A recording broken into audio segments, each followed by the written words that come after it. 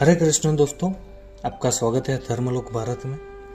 आज हम श्रीमद् भगवत गीता के अध्याय 1 के श्लोक 20वें के बारे में बात करेंगे।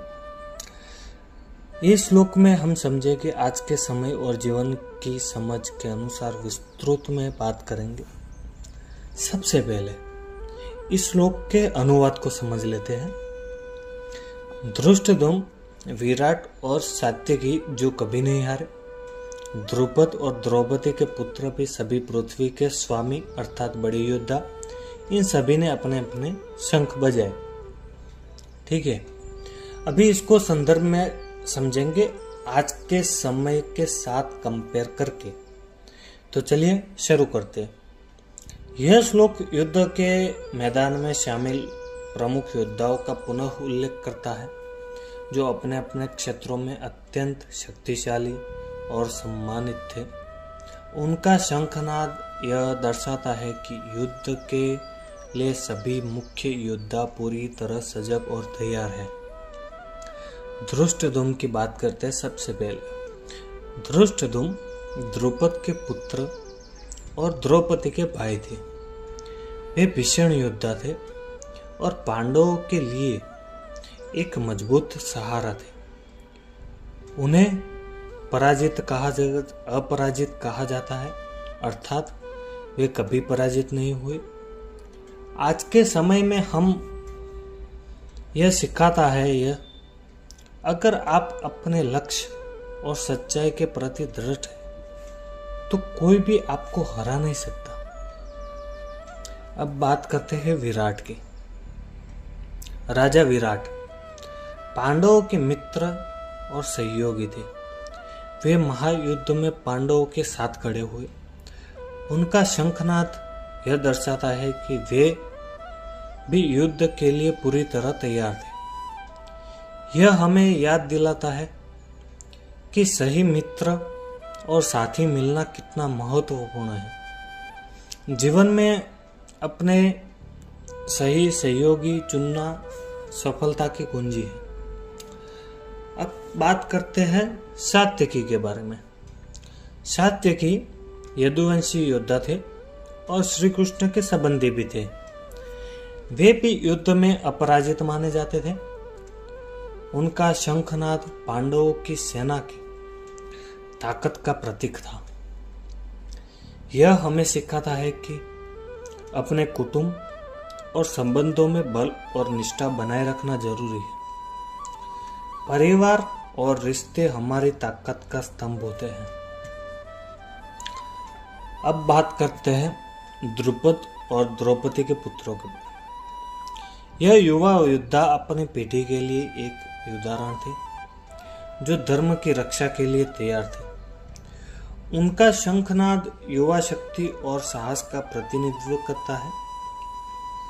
आज का समय और उसके बारे में एक संदेश है कि भाई नई पीढ़ी को नैतिकता और साहस के साथ तैयार करना अत्यंत आवश्यक है। युवा ही भविष्य के निर्माता है। यह श्लोक में हमें बताता है कि युद्ध में केवल एक व्यक्ति की ताकत नहीं, बल्कि पूरे समुदाय और सहयोगी की शक्ति मायने रखती है। जब हर योद्धा, चाहे वह राजा हो, युवा हो या पुराना, अपने कर्तव्य के लिए पूरी तरह तैयार होता है, तभी विजय सुनिश्चित होती है। अब आखिरी बात करते हैं श्लोक के निष्कर्ष पूरा निकाल के सार आपको बताते हैं। यह श्लोक हमें एकता, साहस और कर्तव्य बोध का महत्व समझाता है। जीवन के हर क्षेत्र में जब हम एकजुट होकर अपने कर्तव्यों का पालन करते हैं, तभी हम असफलताओं को पीछे छोड़ सफलता का प्राप्त करते हैं। तो दोस्तों, ये श्लोक था 20वां अध्याय 1 का। आपको कैसा लगा और कमेंट में बताइए, इससे आपको क्या सीख मिली। क्योंकि जो हमारा ये चैनल और जो हमारा उद्देश्य है वो ऐसा नहीं है कि आप वीडियो देखें या वीडियो बनाना, बल्कि जो हम बोल रहे हैं वही समझने का पूरा आपका माइंड होना चाहिए। और हम हर श्लोक में बताते हैं कि हमारा टारगेट है जो हम 700 लोगों को उसके भावार्थ के साथ समझाने का प्रयास कर रहे हैं, जो आज तक किसी ने नहीं किया। हम हो सके उतना अच्छी तरीके से बताने का ट्राई कर रहे हैं। और ये चैनल भी नया है, हम तो वैसे पुराने हैं सनातनी, बल्कि हमारा चैनल नया है और यह हमारी शुरुआत है। इसमें ना हमको चाहिए सपोर्ट, क्योंकि जितने लोग हमसे जुड़ेंगे उतना हमें और मोटिवेशन मिलेगा। और ये जो हम 5 मिनट में जो ये ख़त्म कर रहे हैं, मतलब ये एक श्लोक आप सोचो, एक श्लोक उसके जो अनुवाद है उसके पर से हमको 5 मिनट की स्क्रिप्ट तैयार करनी है, तो ये कैसा रहता होगा। तो हम ये भी ट्राई कर रहे हैं कि हम ये 5 मिनट नहीं, एक श्लोक पर हम 15-20 मिनट तक बात करेंगे। हमारा टारगेट तो ये है।